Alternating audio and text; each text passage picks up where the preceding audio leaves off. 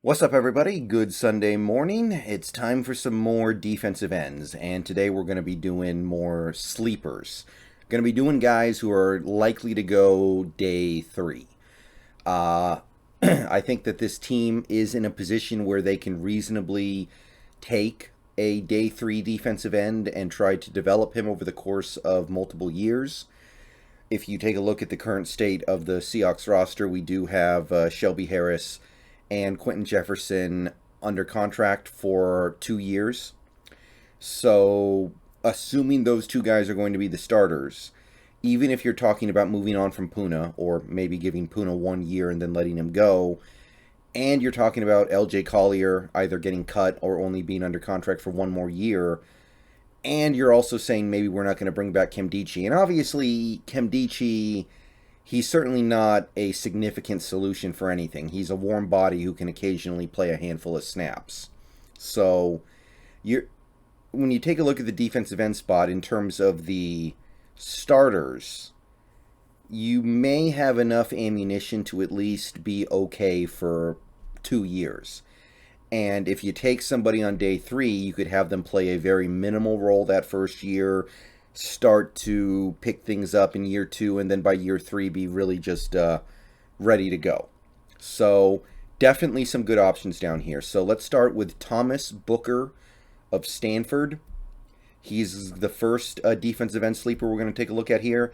6'3", 301 pounds, ran a barely sub 5 second 40, 7.333 cone, 4.41 20-yard shuttle. Measurables are passable.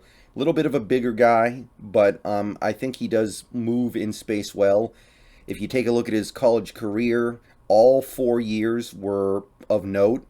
His best year was probably 2019, which is a little bit alarming because you want players to get better as they get older. But in 2019, he had 50 tackles, 8.5 for loss, 4 sacks, 3 passes deflected. 2020, obviously he was a Pac-12 player. In 2020, he barely got to play. And then 2019, he had more tackles, but he wasn't making nearly as many plays. So, little hard to say that Thomas Booker has developed the way that you might have hoped, but I think we all have to understand that a Pac-12 player has been a little bit... It makes sense why it would be a little bit of a bumpy ride. A couple of big boards think he's going to be like a 6th rounder or a 7th rounder. Draft Network really likes him. They think he could be a 4th rounder. But for the most part, I think you are looking at like a day 3 selection. Okay, so the stuff to like about Thomas Booker would be that he's great for a hybrid defense. I think he can play that defensive end role in a 3-4 and play on the interior in the 4-3 as a 3-tech. He has impact against the run and the pass. He's somebody who can make plays in the backfield and close up gaps as a run stopper, and somebody who can get pushed to the pocket as a rusher. He moves in space well. If he ever needs to move laterally, move to the sidelines in order to make a play, he can do that. He's quick out of his stance. He has a nice first step. When the ball gets snapped, he's able to immediately start trying to collapse the pocket. High effort. You won't doubt his effort from snap to snap. Not somebody who you have to worry about being a lackadaisical player. He's got long arms that help him move blockers. The concerns with Booker would be that he's a little bit weak, I think. He's a bigger guy, but I don't think he really does a great job of using his strength to just push people around. You don't see a lot of that. This is a guy who wins more on his effort and his relatively good athleticism than it is just his pure power. So he might get pushed around a little bit, and against certain offensive lines, that's going to be a little bit of a problem. But he's one of the sleepers I have my eye on for that day 3 defensive end fix. Next guy is going to be Otito Ogbonia from UCLA, another Pac-12 product. So this guy's big. This guy might be too big, but nevertheless, let's explore the possibility here. 6'4", almost 325. 324, basically 325. That is nose tackle, pushing nose tackle territory. The 40 time I found for him was 5.31. He had 29 bench presses at the combine, which is pretty darn good. And he had 4 seasons of playing a decent amount of ball at UCLA. We're obviously focusing in on what he did in his last year, 2021. 27 tackles, 5 for loss, 2 sacks, 2 pass deflections, and a forced fumble. Pretty good. Now, I'll admit that I don't know what Otito is going to be in the NFL. He's got pretty close to nose tackle type size, but I didn't get the sense that he was going to be a nose tackle based off what I saw. I think it could go either way. So let's explore Otito a little bit and see what we can come up with. Real quick, the big boards mostly have him in that 4th to 5th round range. That's where I expect him to go. So should he go to the Seahawks with a 5th round pick is the question. So the pros about Otito are that he's already got experience in a hybrid defense. UCLA played a hybrid defense when he was there. He is decent in space, which is impressive given his size. You wouldn't necessarily expect that. He is capable of occasionally delivering some pass rush. He's great holding up against the run. He eats up double teams. He's very strong. He's not going to make it easy for you to run against a defense that he's a part of. So the issues that I have with Otito are that he is, I said he does provide a little bit of pass rush, but he's mostly just a bull rusher. You wouldn't call him explosive off the snap. He's a little slow to get out of his stance. He's definitely somebody who I'm not 100% sure where he projects in the NFL. I called him a potential defensive end nose tackle tweener. You'd like your nose tackle to be a little bit bigger, but you'd also like your defensive end to be a little bit more of a threat to collapse the pocket as a pass rusher. So Otito, maybe you take him because he has 2 chances to help you. He can be an end or a nose tackle depending on where things go. Maybe he loses a few pounds and becomes an end. Maybe he gains a few and becomes a nose. But Otito, one way or the other, is an interesting prospect. He's going to be great against the run for sure, I think. And like I said, some flexibility there.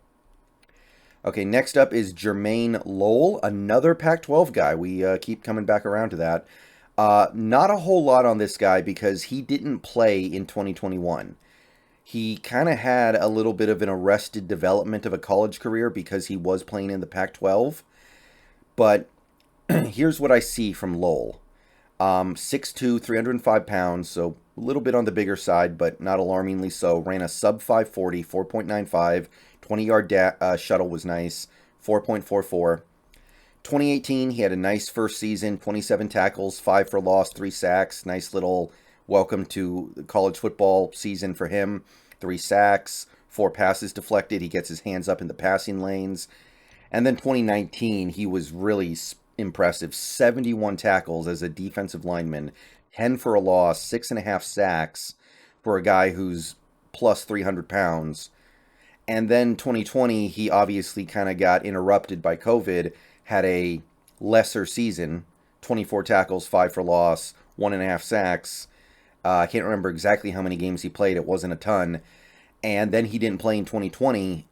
And because of that, the only big board I could find him on at all was the Draft Network. They have him as a 5th round guy. So Jermaine Lowell, he's a great run stuffer. I mean, the fact that he racked up this kind of tackle count in college football as a defensive end is really impressive. So he's going to be great against the run. He's an overall decent athlete. It's not amazing, but I think he's a good athlete for his size. He's got a nice bull rush in terms of getting after the quarterback. He's great attacking running backs. He's not somebody who just takes up space, although he can do that. He's not somebody who's just going to eat up a double team and let someone else make the tackle. He can make the tackle himself. And as you can see, a lot of the times when he's making a play, it's in the backfield. A lot of his plays are made in the backfield. So he's somebody who is going to end up on that stat sheet more than maybe the average 3-4 end. Now, the issues with him are that even though he's got a decent bull rush, he doesn't have a lot of pass rush moves.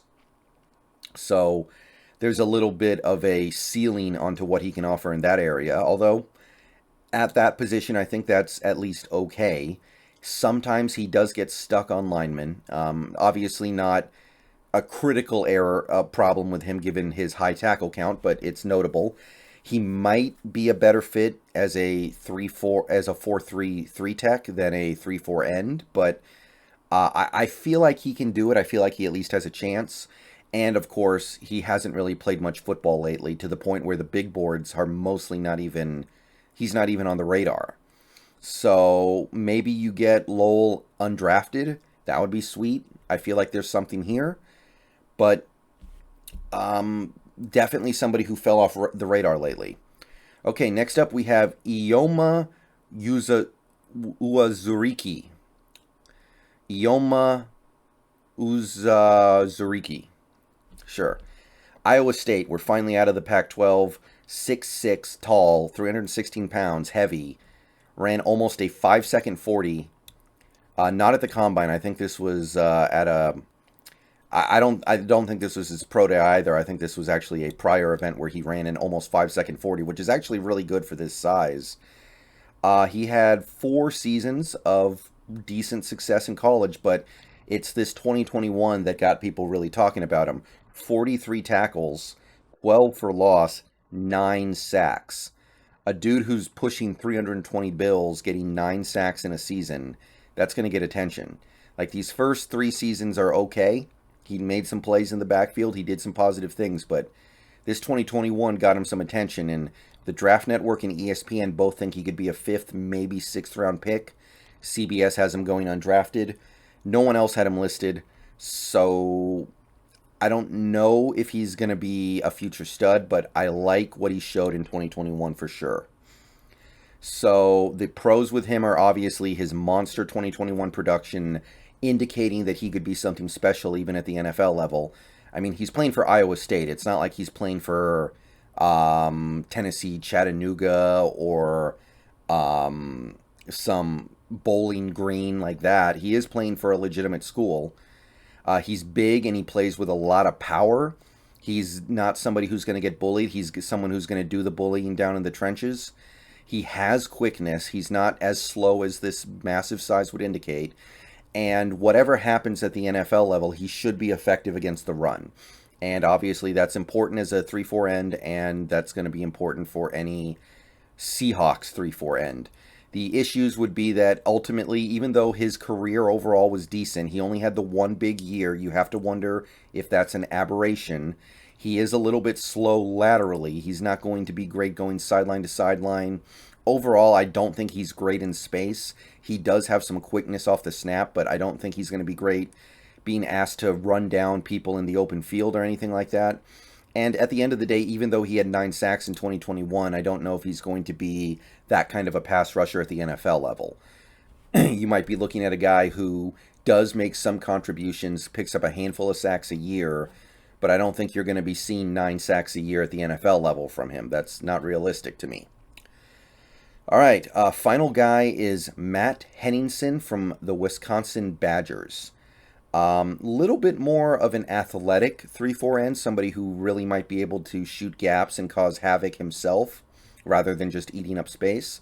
6'3", 295, 4.840, pretty nice for this position relatively speaking. 7.193 cone, very quick. 4.29 20-yard shuttle, impressive, and 22 bench presses. Decent package here. He didn't really have any big seasons in college football. He missed all of 2020, actually. But 2019 and 2021, he had 4 sacks, 3.5 sacks, made a handful of plays in the backfield. Not amazing or anything, but definitely worth a look if you can get him down in like the 5th or 6th, which is where the Draft Network and ESPN think he will go. The things to like about Henningsen would be that he's going to be a 3-4 fit. He played 3-4 in college. I have no doubt about his ability to play 3-4 end. He's going to be great against the run. Gets into the backfield and makes plays. Knows how to use leverage. Knows how to get underneath offensive linemen and use leverage to win his battles. He's very strong. He's got a nice bull rush that can collapse the pocket. And he has some versatility, meaning that in a hybrid defense, I think he will be able to play both sides of that. So Matt Henningsen would be somebody that you definitely want to take a look at later in this draft, just based off of those. The setbacks, the drawbacks with Henningsen would be he's not a great athlete. I mean, these measurables are nice, but overall, I don't think he plays with like great explosion. You're not going to see him explode off the snap, outrun an offensive lineman, and just go untouched into the backfield a lot. Slow off the snap. He does need to learn how to use his hands better. He knows how to use leverage, but in terms of like the whole patty cake thing that offensive linemen and defensive linemen get into, he needs to learn how to use his hands a little bit better, needs to how to learn that nuance of the game. And that's really all I got for the defensive end sleepers. There are some interesting ones. Sometimes it's hard to know who's going to be able to make that transition from one type of defense to another. And I think that 3-4 end is one that is just generally really hard because it's such a low... There's such a low amount of recognition for those guys. So some guys don't even want to do it. But these guys, they probably would be willing to do it. They're probably day 3 picks as of right now. So let me know who you guys like if you are familiar with any of these guys. For my part, the guy that I actually am into would be Ioma Uzarike.